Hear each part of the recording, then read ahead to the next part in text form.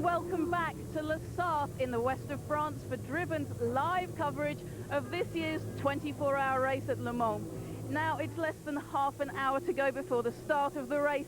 It's motorsport's toughest and most famous test of driver skill, mechanical expertise and physical endurance. Now, a lot of the drivers on the grid right now may have been here one or two times before, but I have a man with me now, Alain de Cadenet, who has competed at Le Mans no less than 15 times. Now, Alain, this really is an extraordinary event. It's very special, but can you pinpoint why? It's just a magic place, Penny. You know, Le Mans in the middle of June is the place to be. Do you know that people have been coming here ever since 1923, and if a driver can win this race, he gets a massive green tick in his career book. And as for being a spectator, well, what a great place to come. The Britons come pouring over here because, well, it's easy to get here.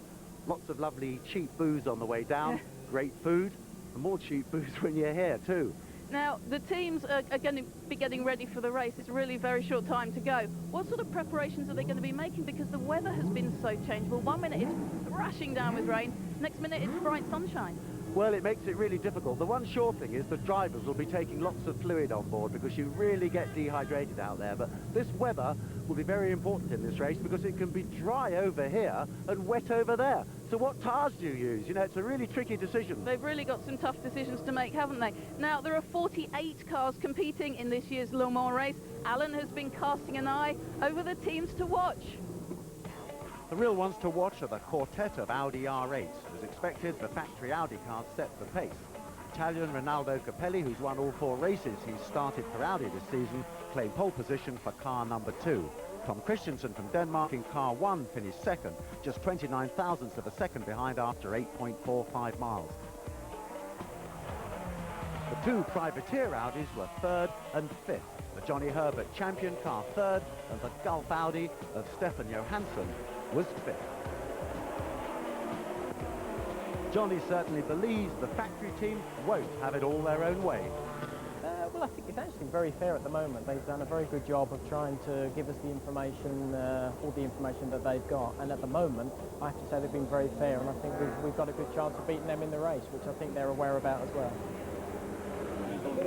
On their first appearance here for 71 years, the factory Bentleys are drawing the bulk of the attention. They qualified 7th and 9th with the Martin Brundle car ahead. The team's happy with the position and its reliability. Martin Brundle sums up the team's hopes. Development year for Bentley. I think if we finish, we'll be strong. And I think we've got a chance of a 3rd or 4th place. If we go away from here with a 3rd, it will be a stunning weekend. The MG Lolas set the pace in the smaller prototype class in 14th and 17th. But Mark Blundell knows what it takes to win here. 24 hours is a long way to go in a race car, but it's been done, and you know, I've done it myself, I won it, and it's a great achievement.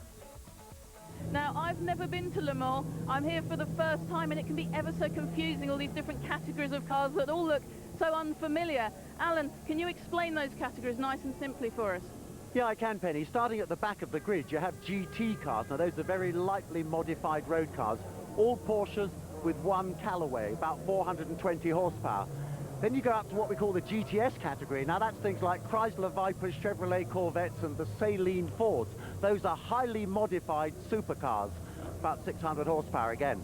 Then you get into what we call the LMP 675 category. Those little 2-seater cars cannot weigh less than 675 kilograms, about 500 and odd horsepower coming from a 2-litre turbocharged or 3.4-litre normally aspirated engine.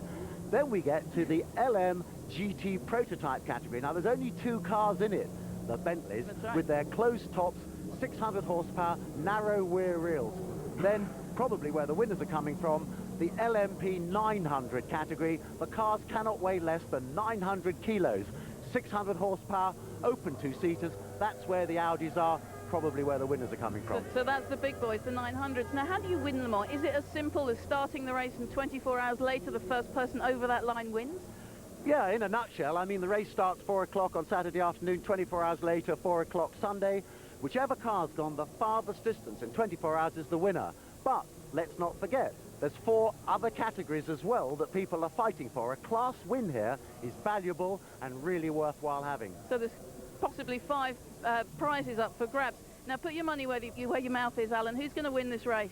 Well, I have to say that Audi obviously have got the strongest position. They've got cars and drivers that have won it before. They've got a fabulously sorted team. They're spending good money here. Audi's without any doubt, and Audi will win this race for sure. Now, grid positions in Formula One are absolutely crucial, aren't they? Is that the same case here at Le Mans?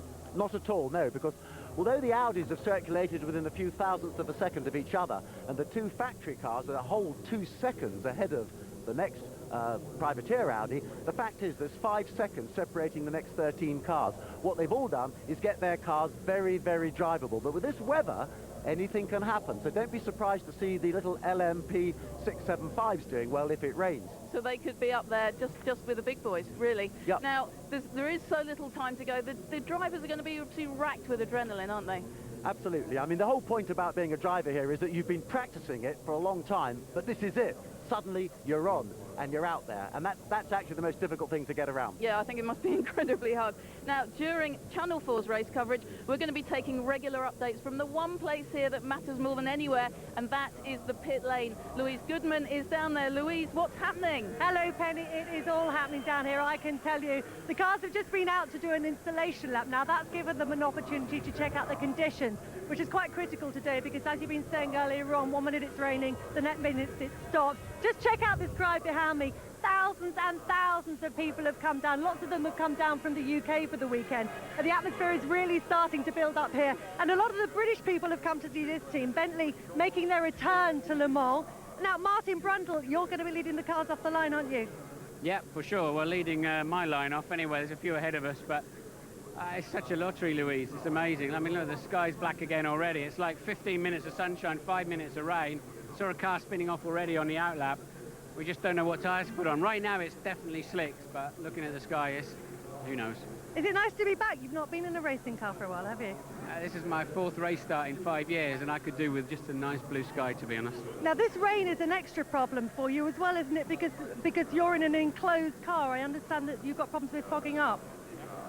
We don't really know, to be honest, Weezy, because we haven't run it. And we do get a lot of water in the car. We know in the few laps we did it. We tried to stop that from happening, but if you get saturated, your overalls now get saturated. Yeah, when you come in for a pit stop, you fog up, but we have got a heated screen, but this will be the first time we've tried it out.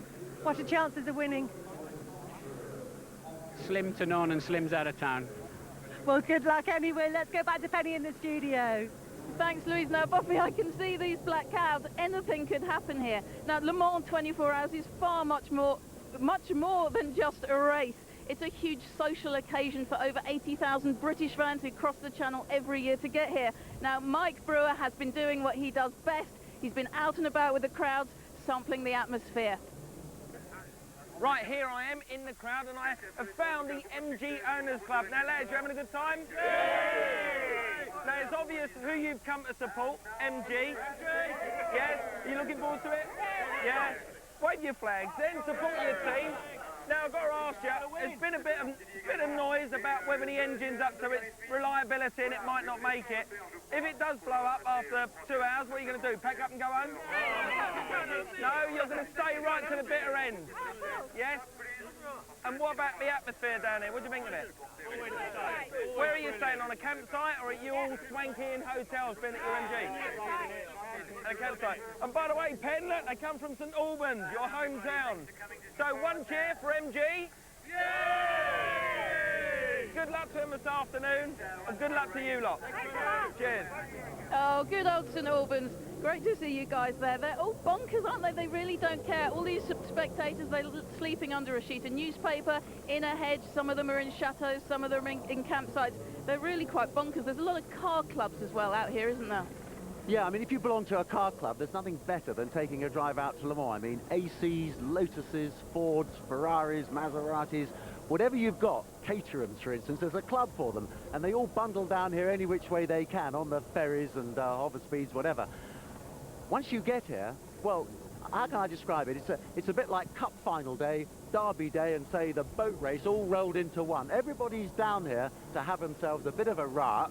The behaviour's not always quite as good as it should be, but 4 o'clock on Saturday, the race is going to start, and everybody wants to get involved with it and see how their favourite team's doing. It is the most extraordinary place I've ever been, so as far as the motor race is concerned. Now, predictions for the race, we really think the Audis are going to do it, don't we?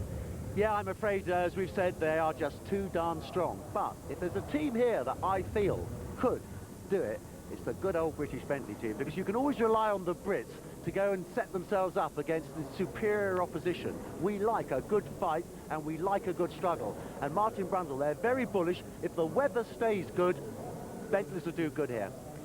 Well, thanks, Alan. Now, that's it from Le Mans. We've got live coverage at 8 o'clock. We're back at 3 o'clock, so please don't go away. Stay with us. We'll be back in a few minutes.